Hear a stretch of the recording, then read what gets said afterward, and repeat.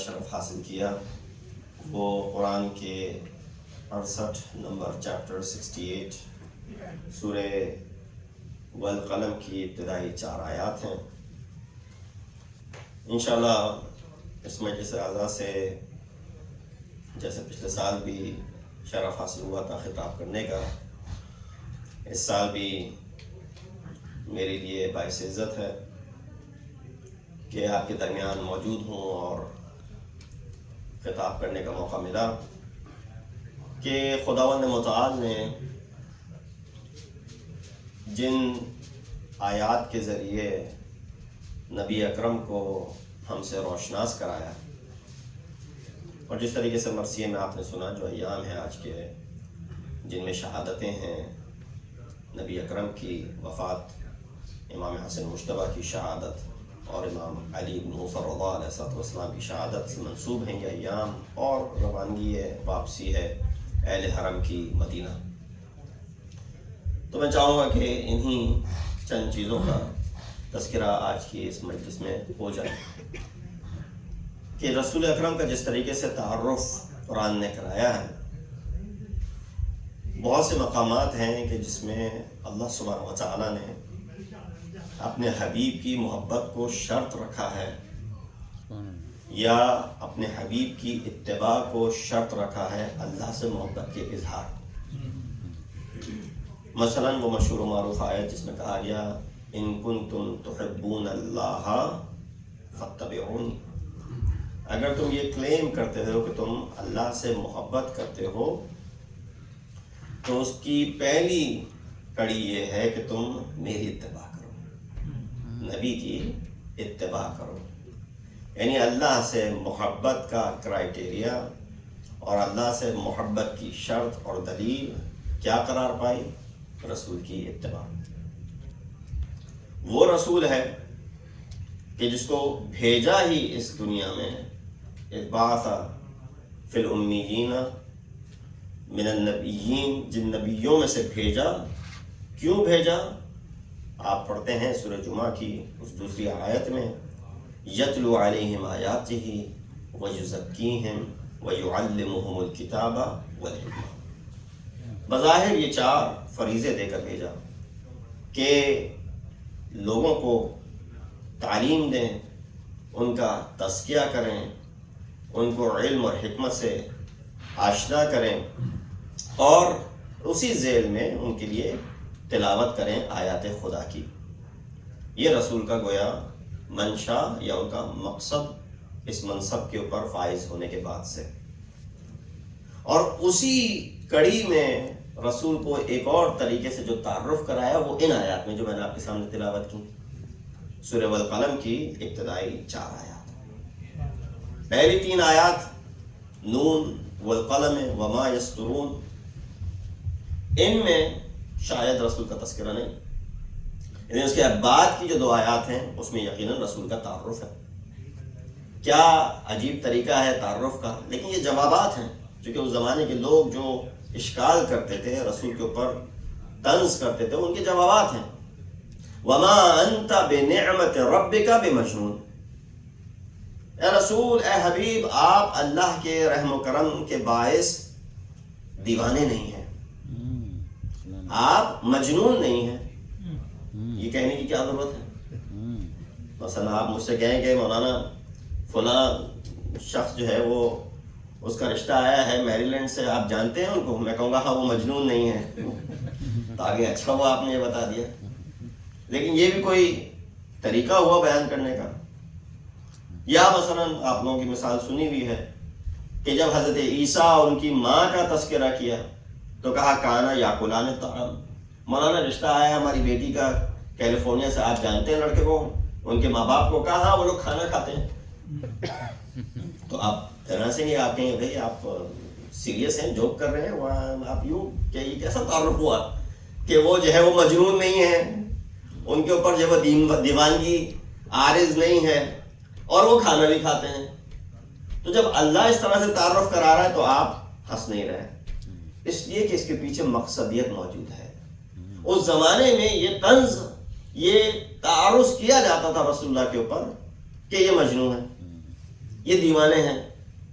اور یہی نہیں کہ کفار اور مشرکین یہ طنز اور مزاح کرتے تھے، بلکہ وہ جو اپنے تھے ان میں سے بھی کئی رسول کے اوپر اس طرح کا طنز کرتے تھے. اور اس کے لیے یہی آیت دلالت کر رہی ہے. جب اس آیت کی ابتدا میں آپ نظر ڈالتے ہیں تو کیا کہا؟ نون والقلم وما یسطرون. نون چھوڑ دیجیے، ہمیں نہیں معلوم نون کے کیا معنی ہیں. لوگوں نے بیان کیے ہیں مفسرین نے کہ نون سے مراد ہو سکتا ہے حضرت یونس ہوں، اس لیے کہ آپ نماز غفیلہ میں پڑھتے ہیں وَذَنُّونَ وَذَنُّونَ إِذْ ذَهَبَ مُغَاضِبًا فَظَنَّ أَن لَّن نَّقْدِرَ عَلَيْهِ فَنَادَىٰ وَالذَّنُّونَ یعنی صاحب نون. صاحب نون کون ہے؟ حضرت یونس. تو کیا ہو سکتا ہے نون سے مراد یہاں پہ حضرت یونس کی ذات ہو. چلو اگر مان بھی لیں تو والقلم سے پھر اس کا کیا ربط ہے؟ تو کچھ نے کہا نون سے مراد ہو سکتا ہے وہ انک جس کے ذریعے اس قلم کو چلایا جاتا ہے، شاید یہ مراد ہو. کیوں؟ قلم کی ایک حیثیت ہے، قلم ماضی کو حال سے ملاتا ہے. اگر یہ قلم نہ ہوتا، معرض وجود میں نہ آتا، تو ہمیں پرانے باتوں کا علم نہ ہوتا، ہم تک یہ احادیث نہ پہنچتی، ہم تک یہ روایات نہ پہنچتی. تو قلم کیا کرتا ہے؟ پاسٹ کو پریزنٹ سے ملا دیتا ہے. ماضی کی حکایت کو ہم تک پہنچانے میں جو سب سے بڑا کام ہے اسی قلم کا ہے. تو لہٰذا ابتدا میں اس کو رکھ دیا گیا. لیکن اس قلم کا جنون سے کیا تعلق ہے؟ والقلم وما یسطرون ما انت بنعمت ربک بمجنون. اے حبیب آپ اللہ کے رحم و کرم سے دیوانے نہیں ہیں، دیوانے نہیں ہیں. اور چونکہ دیوانے کا تذکرہ آ گیا تو تاریخ میں ایک شخص کو دیوانہ کہا گیا. وہ کہا نہیں گیا بلکہ وہ بھی امام کے حکم پہ اس نے اس طریقے سے دیوانگی کا اظہار کیا. بہلول چونکہ حکومت وقت کے خلاف انہوں نے کہا تو حاکم نے ان کو قتل کا ان کے اوپر جرم عائد کر دیا اور کہا کہ ان کو قتل کر دیا جائے. وہ آئے امام کے پاس کہ امام میرے تو قتل کے ارشاد جاری ہو گئے ہیں، اب میں کیا کروں؟ امام نے کہا تم جو ہے وہ جنون اپنے اوپر طاری کر دو، لوگوں کے سامنے ایسے پھرو جیسے تم دیوانے ہو. تو گویا بہلول باہر آتے ہیں اور بچوں کے ساتھ جو ہے وہ بچوں کے کھیل میں لگ جاتے ہیں، بچوں جیسی حرکتیں کرنے لگتے ہیں. جب لوگوں نے دیکھا کہ یہ تو بچوں جیسی حرکتیں کر رہا ہے تو یعنی یہ دیوانہ ہو گیا ہے، دیوانہ ہو گیا ہے. حاکم کو یہ بات پتہ چلی کہ آپ دیوانے کو کیا مارنا، اس کی سزا میں تخفیف کر دی جائے، اس کو سزا موت سے بری الذمہ کر دیا جائے. تو امام نے تدبیر سکھائی بہلول کو کہ بہلول نے کس طریقے سے اس دیوانگی کا اظہار کیا اور اپنی جان بچا لی. لیکن یہ دنیا سمجھتی رہی کہ بہلول جو ہیں وہ دیوانے ہیں. دراصل بہلول دانا ہے، نادان نہیں بلکہ دانا ہے، جاننے والا ہے. لہذا وہ واقعہ آپ کے سامنے کا ہے کہ کس قدر واقعات ہیں منسوب بہلول سے کہ جنہوں نے اپنے علم اور اپنی فراست کے ذریعے بہت سارے مسائل کو حل کیا. ان میں سے ایک آپ کے سامنے تذکرہ کرتا چلوں کہ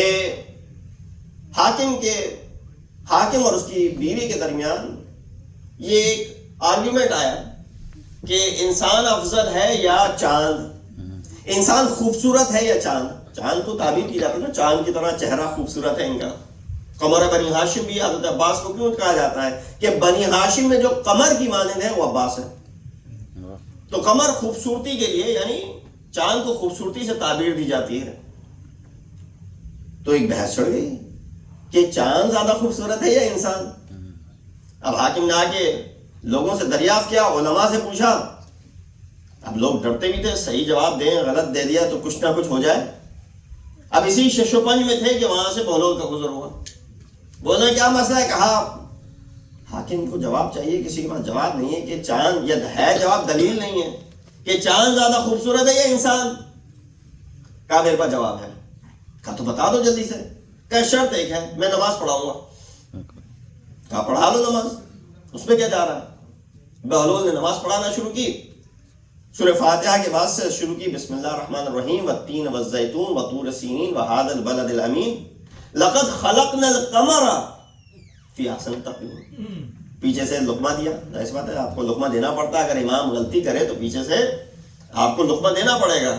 آپ کو امام کو کریکٹ کرنا پڑے گا. مثلا اگر رکوع زیادہ کر لیے یا رکوع میں نہیں گیا یا سجدے میں نہیں گیا یا اٹھ کھڑا ہوا جہاں بیٹھ کے تشہد پڑھنا تو پیچھے والے کا حکم ہے کہ پیچھے والے کو یہ امام کو میسج پہنچانا ہے کچھ کہہ کے, سبحان اللہ مثلا, الحمدللہ مثلا کہہ کے. یا مثلا ظہر اثر کی نماز میں عالم اگر پیش امام اگر زور سے سورہ پڑھنے لگے تو آپ جو ہے اس کو انڈیکیٹ کریں کہ بھائی یہ ظہر اثر کی نماز اس میں خاموشی سے پڑھنا ہے. کیسے انڈیکیٹ کریں؟ آپ بول تو نہیں سکتے مولانا خاموشی سے پڑھیے, آپ کی نماز باطل ہو جائے گی. تو آپ کو ذکر کا لفظ کہہ کے سبحان اللہ یا ان اللہ مع الصابرین, قرآن کی آیت ہے, آپ یہ کہہ رہے ہیں ان اللہ مع الصابرین. جب آپ یہ کہیں گے تو آپ کی نماز بھی نہیں ٹوٹے گی اور امام کو بھی پتہ چل جائے گا بھائی یہ نماز مجھے اخفات کی حالت میں پڑھنی ہے, خاموشی سے پڑھنی ہے, زور سے نہیں پڑھنی ہے. تو یہ جو امام کے پیچھے کھڑا ہوتا ہے اس کا فریضہ ہوتا ہے امام کو یہ بات بتانا. اب لوگوں نے پیچھے سے لقمہ دیا, لقد خلقنا الانسان, بہلول نے پھر دوبارہ سورہ شروع کیا, والتین والزیتون وطور سینین وہذا البلد الامین لقد خلقنا القمر, پھر کریکٹ کیا. جب 3 مرتبہ کریکٹ کر لیا تو چوتھی مرتبہ بہلول نے صحیح پڑھ کے نماز ختم کی. کہا کیا سوال تھا تم لوگوں کا؟ کہا چاند خوبصورت ہے یا انسان خوبصورت ہے؟ کہا قرآن کی اس آیت میں تمہارا مسئلہ حل کر دیا. کہا لقد خلقنا الانسان فی احسن تقویم, انسان کو زیادہ خوبصورت بنایا ہے, چاند کا کوئی مقابلہ اس کے برابر میں نہیں ہو سکتا. صلوات دیجیے محمد.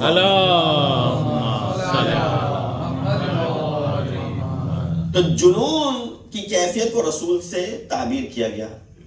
یہ آیت نازل ہوئی ہے مکے میں, مکے میں یہ آیت نازل ہوئی ہے کہ ما انت بنعمت ربک بمجنون, اے حبیب آپ دیوانے نہیں ہیں. مدینے میں کوئی بات ایسی آئی ہوگی یا پروفیسی ہے, پہلے سے بتایا جا رہا ہے کہ شاید کوئی ایسا ایونٹ آنے والا ہے کہ جس میں اس آیت کو ادھر ٹیلی کیا جا سکتا ہے. وہ کیا واقعہ تھا؟ رسول اللہ بستر مرگ پہ ہیں اور کہتے ہیں کہ آتینی بے قلم و قرطاس اکتب لکم شیئا لن تضلوا بعدی, مجھے قلم اور کاغذ لا دو, تمہارے لیے وہ لکھ دوں جس کے بعد سے تم گمراہ نہ ہو گئے. ہم اور آپ کے لیے تو یہ صفت چل جائے گی, رسول کے لیے یہ صفت نازیبا ہے. رسول نے 23 سال کے عرصے میں کیا نہیں پہنچایا کہ جو آخری منٹ پہ لکھنا چاہتے ہیں. ہم اور آپ ہیں نا آج عجلت میں کہ جو سارے کاموں کو لیٹ کرتے چلے جاتے ہیں, کل کر لوں گا انشاءاللہ. تم نے وہ کام کیا, نہیں انشاءاللہ بعد میں کر لوں گا, کل کر لوں گا, کل پہ ٹال دیتے ہیں. پروکریسٹینیشن ہم میں ہے, انسان ہم لوگوں میں ہے, رسول کی ذات میں نہیں ہے. رسول کو جو چیز دی گئی ہے ان کو پہنچانی ہے بغیر کسی اونچ نیچ کے. تو کیا ممکن ہے کہ رسول نے آخری دم تک کسی چیز کو رکھا ہو جو نہ پہنچائی ہو کہ آخری منٹ میں پہنچاؤں گا اس کو؟ نہیں, رسول کی ذات سے یہ بات منسوب کرنا معیوب ہے. ہم اور آپ تو ڈیلے کرتے ہیں چیزوں میں, رسول ڈیلے نہیں کر سکتا. تو لہذا ثابت یہ کرنا چاہ رہا ہوں میں آپ کی سماعتوں کے لیے کہ رسول کچھ لکھنا نہیں چاہتے تھے. توجہ کیجیے گا, رسول کا منشا کچھ لکھنا نہیں تھا. جب کہا نا کہ مجھے قلم اور کاغذ لا کے دے دو, مراد یہ نہیں تھی کہ میں کچھ لکھ دوں گا, وہ جو اب تک نہیں بتایا تھا سب بتا چکے تھے. 23 سال کے عرصے میں کیا ایسی چیز تھی جو رسول نے نہیں بتائی تھی؟ 23 سال کے عرصے میں کیا ایسی رسالت تھی جو کہ نہیں پہنچائی تھی؟ ہم اور آپ یہی تحریر کرتے ہیں نا, رسول یہ بتانا چاہتے تھے میرے بعد میرا وصی کون ہوگا, یہ لکھنا چاہتے تھے. معمولاً آپ ممبر سے یہی سنتے ہیں, یا تعویل لوگ یہی کرتے ہیں, ہمیں کیا معلوم رسول کیا لکھنا چاہ رہے تھے, لیکن تعویل یہ کرتے ہیں کہ رسول یقیناً اہل بیت کے حق میں کچھ لکھنا چاہ رہے تھے, جس کی وجہ سے کھڑے ہوئے شخص نے یہ کہہ دیا کہ حسبنا کتاب اللہ, ہمارے لیے کتاب خدا کافی ہے. انہ لا یہجر, یہ جو ہے ہزیان کہہ رہے ہیں, ہمارے لیے کتاب خدا کافی ہے, ہمیں اور کسی چیز کی ضرورت نہیں ہے. ڈر تھا کہ شاید کچھ رسول علی کے حوالے سے نہ لکھتے ہیں. میں کہوں گا نہیں, علی کے حوالے سے کچھ نہیں لکھنا تھا, اہل بیت کے حوالے سے کچھ نہیں لکھنا تھا, اصلاً کچھ لکھنا ہی نہیں تھا. کیوں؟ رسول سب کچھ بتا جو چکے تھے. کیا بار بار بتا نہیں چکے تھے کہ علی میرے بعد وصی ہے؟ غدیر کے وقت بتا چکے تھے. کیا یہ بتا نہیں چکے تھے جب تبوک پہ گئے تھے, انت منی بمنزلت ہارون من موسیٰ الا لا نبی بعدی؟ کیا یہ بتا نہیں چکے تھے جب شب ہجرت کر کے گئے تھے کہ علی تم میرے بستر پہ سو جاؤ؟ یہ سارے واقعات موجود ہیں جس کی بیسس پہ یہ اخذ کیا جا سکتا ہے، اور یہ بیان کر کے جب ہی قرآن کی آیت نازل ہوئی تھی الیوم یئس الذین کفروا من دینکم، آج کفار مایوس ہوئے ہیں، یہ آیت کب نازل ہوئی؟ جنگ بدر کے بعد سے نہیں، جنگ احد کے بعد سے نہیں، خیبر خندق کے بعد سے نہیں، سب متفق ہیں کہ یہ سورہ مائدہ کی آیت جو ہے آیت نمبر 3 جو ہے یہ آخر میں نازل ہوئی ہے، غدیر خم کے واقعے کے بعد نازل ہوئی ہے، جب رسول نے نشاندہی کر دی اپنے وسیع کی تو کہا الیوم یئس الذین کفروا من دینکم، آج کفار مایوس ہوئے ہیں، اب تک مایوس نہیں تھے، کہا محمد نے قرآن سکھایا ہے، قرآن بھی چلا جائے گا، لا یبقى من الاسلام اسمہ ولا یبقى من القرآن الا رسمہ، قرآن بھی باقی نہ رہے گا، نماز بھی نہ باقی رہے گی، جہاد بھی باقی نہ رہے گا، سب چیزیں چلی جائیں گی جب محمد کا انتقال ہوگا۔ لیکن جب وسیع کی نشاندہی کر دی تو اب کفار مایوس ہو گئے، نہیں، اب اگر یہ چلے بھی گئے تو ان کے بعد ایک موجود ہے جانشین جو ان کے تمام ان چیزوں کو باقی رکھے گا۔ تو گویا رسول اللہ کچھ لکھنا نہیں چاہتے تھے، جواب یہ کچھ نہیں لکھنا چاہتے تھے۔ تحریر اور جواب میں آپ کے سامنے دلیل کے ساتھ پیش کر دوں، رسول کا منشا کچھ لکھنا تھا ہی نہیں، کیوں؟ سب کچھ بتا چکے تھے۔ جب میں سب کچھ بتا چکا ہوں تو اب دوبارہ تحریر کرنے کی ضرورت بھی نہیں ہے۔ قرآن کے اندر پہلے سے ہی 700 آیات موجود ہیں جو علی کی ولایت کے اوپر دلالت کرتی ہیں، تو اور کچھ بیان کرنے کی ضرورت بھی نہیں ہے۔ حسبنا کتاب اللہ ایک حد تک صحیح بھی کہہ سکتے ہیں اس کو، حالانکہ صحیح نہیں ہے، کیونکہ حسبنا کتاب اللہ اس قرآن کی کتاب سے آپ 2 رکعت نماز تک تو ثابت کر نہیں سکتے۔ وہ سب سے بسیط ترین عبادت جو آپ ہر روز انجام دیتے ہیں اس کا ذکر قرآن میں نہیں ہے کہ کیسے انجام دو، صرف یہ ہے کہ نماز قائم کرو۔ اس بیسس پہ تو ہندو جس طریقے سے نماز قائم کر رہا ہے وہ بھی صحیح ہوگی، یہودی جس طریقے سے نماز قائم کر رہا ہے وہ بھی صحیح ہوگی، عیسائی جیسے نماز پڑھتا ہے وہ بھی صحیح ہوگی، سارے مذاہب کی نمازیں صحیح ہوں گی۔ کیوں؟ قرآن صرف یہ کہتا ہے اقیم الصلاۃ، نماز قائم کرو، یہ نہیں بتاتا کیسے قائم کرو۔ کیسے پتہ چلے گا؟ رسول نے کہا ہے سلو کما رأیتمونی اصلی، نماز ویسے پڑھو جیسے تم نے مجھے پڑھتے ہوئے دیکھا ہے۔ مجھے جب پڑھتے ہوئے دیکھا کہ میں نے یوں نماز پڑھی ہے، یوں رکوع کیا ہے، یوں سجدہ کیا ہے، یوں تشہد کیا ہے، اسی بیسس پہ تم بھی نماز انجام دو۔ تو حسبنا کتاب اللہ کا یہ جو سلوگن ہے، یہ شعار ہے، یہ بیکار ہے، اس لیے کہ آپ نماز تک تو ثابت کر نہیں سکتے۔ لہٰذا پتہ یہ چلا رسول کو کچھ لکھنا نہیں تھا، رسول صرف اور صرف سنت خداوند متعال پہ عمل کر رہے تھے۔ سنت خدا کیا ہے؟ اللہ نے چاہا کہ معصوم فرشتوں کے درمیان ابلیس کے چہرے کو فاش کر دیں۔ معصوم فرشتے یہ سمجھتے تھے، ان کو یہ گمان تھا کہ جس طرح ہم اللہ کی عبادت کر رہے ہیں ویسے ابلیس بھی اللہ کی عبادت کر رہا ہے، 6000 سال سے عبادت کر رہا ہے، اور ایسا مودت کے ساتھ عبادت کرتا ہے کہ ہم بھی کیا عبادت کرتے ہوں گے۔ اس کو یہ درجہ مل گیا، جن تھا، اس کو یہ درجہ مل گیا کہ فرشتوں کی صف میں آ کے کھڑا ہو گیا۔ جب فرشتوں کی صف میں آ کے کھڑا ہو جائے تو یقیناً اس کی عبادت کو کوئی درجہ ہوگا۔ تو یہ فرشتے معصوم تھے، یہ دھوکہ کھا گئے تھے کہ ابلیس بھی انہی جیسا ہے، تو اللہ چاہتا تھا معصوم فرشتوں کے درمیان اس چہرے ابلیس کو فاش کرنا۔ لہٰذا اللہ نے ایک عجیب و غریب حکم صادر کیا۔ کیا کہا؟ کہا جب میں نے آدم کا پتلا بنا دیا تو لوگوں سے کہا، فرشتوں سے کہا کہ ان کو سجدہ کر لو، فسجدوا، تب سب نے کر لیا سجدہ، الا ابلیس، سوائے ابلیس کے۔ کیوں نہیں کیا؟ 3 ریزن بیان کیے، ابا واستکبر وکان من الکافرین، اس نے انکار کیا، اس نے تکبر سے کام لیا، اور وہ تو کافروں میں سے تھا پہلے سے۔ توجہ کیجئے گا، ابا یعنی انکار کیا، میں نہیں کرتا سجدہ، میں نے تجھے سجدہ کیا، میں شیطان ہوں، میں کیوں سجدہ کروں سوائے تیرے، تو معبود ہے، صرف تجھے سجدہ کروں گا۔ یہاں تک بات سالڈ ہے۔ کہا وتکبر، استکبر، اس نے تکبر سے کام لیا۔